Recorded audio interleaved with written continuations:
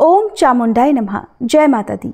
आषाढ़ मास में शुक्ल पक्ष की प्रतिपदा तिथि के दिन गुप्त नवरात्रि की शुरुआत होती है। चैत्र नवरात्रि और शारदीय नवरात्रि में माँ भगवती के 9 रूपों की पूजा की जाती है, तो वहीं गुप्त नवरात्रि में देवी की 10 महाविद्याओं की साधना की जाती है। इस दौरान तांत्रिक, अघोरी तंत्र मंत्र और सिद्धि प्राप्त करते हैं।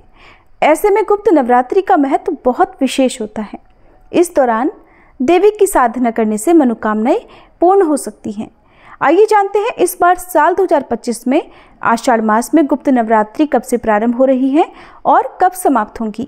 कलश स्थापना का शुभ मुहूर्त क्या रहेगा, अष्टमी, नवमी और दशमी तिथि कब रहेगी। अगर आपको ये जानकारी पसंद आए तो वीडियो को लाइक करके हमारे चैनल को भी जरूर सब्सक्राइब कीजिएगा, ताकि गुप्त नवरात्रि के सभी दिनों में आप हमारे चैनल पर पूजा विधि और कथाओं की जानकारी भी समय से प्राप्त कर सकें। इस बार आषाढ़ मास के शुक्ल पक्ष की प्रतिपदा तिथि प्रारंभ होगी 25 जून बुधवार को शाम 4:01 से और प्रतिपदा तिथि समाप्त होगी 26 जून गुरुवार को दोपहर 1:24 पर। और इस बार उदय तिथि के अनुसार 26 जून गुरुवार से गुप्त नवरात्रि प्रारंभ होगी और 26 जून गुरुवार को आर्द्रा नक्षत्र सुबह 8:46 तक रहेगा और बाद में पुनर्वसु नक्षत्र रहने वाला है। और इस दिन ध्रुव योग रात 11:40 तक रहेगा। 26 जून को ब्रह्म मुहूर्त का समय सुबह 4:11 से 4:59 तक रहेगा और इस दिन सूर्योदय होगा सुबह 5:47 पर। सूर्यास्त होगा शाम 7:12 पर। राहु काल दोपहर 1:30 बजे से लेकर 3 बजे तक रहेगा। कलश स्थापना मुहूर्त 26 जून को सुबह 4:33 से 6:05 तक रहेगा। इसके अलावा दूसरा मुहूर्त जो कि अभिजीत मुहूर्त होगा, इस दिन सुबह 10:58 से लेकर 11:53 तक रहेगा। और इस बार आषाढ़ गुप्त नवरात्रि समाप्त होंगी 5 जुलाई 2025 दिन शनिवार को।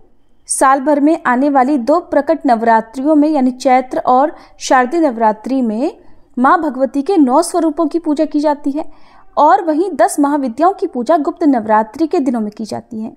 आप इन दिनों में माँ भगवती के 9 स्वरूपों के साथ साथ 10 महाविद्याओं की पूजा करें और उनकी कथाओं का भी श्रवण करें। इस बार गुप्त नवरात्रि में पूजा करने के लिए आपको पूरे 10 दिन प्राप्त होंगे। 10 दिन पूजा करने के बाद आप व्रत का पारण कर सकते हैं। ये 10 महाविद्याएं हैं माँ काली, माँ तारा देवी, माँ त्रिपुर सुंदरी, माँ भुवनेश्वरी, माँ छिन्नमस्ता, माँ त्रिपुर भैरवी, माँ धूमावती, माँ बगलामुखी, माँ मातंगी और माँ कमला देवी। गुप्त नवरात्रि जैसा कि नाम से स्पष्ट होता है, आपको इन दिनों में यदि व्रत रखने हैं तो अपने व्रतों को पूरी तरह से गुप्त रखना चाहिए। किसी को भी इस बात की जानकारी नहीं देनी चाहिए कि आपने उपवास रखे हुए हैं या आप गुप्त नवरात्रि की विशेष पूजा कर रहे हैं। आइए अब जानते हैं तिथियों के बारे में। गुप्त नवरात्रि का पहला दिन रहेगा 26 जून गुरुवार को, जिस दिन माँ काली की पूजा की जाएगी। दूसरा दिन 27 जून शुक्रवार को माँ तारा की पूजा की जाएगी।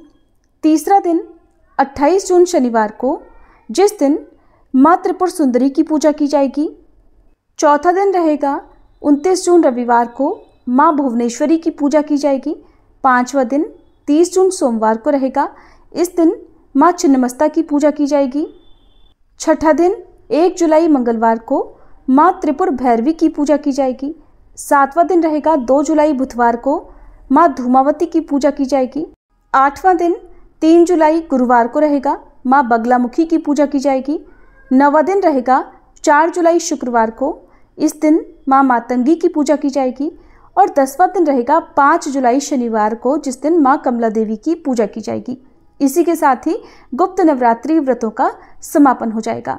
यदि आप नवरात्रि व्रत का पारण करना चाहते हैं तो 5 जुलाई शनिवार को शाम 6:58 के बाद से आप व्रत का पारण कर सकते हैं, क्योंकि इसके बाद से एकादशी तिथि प्रारंभ हो जाएगी।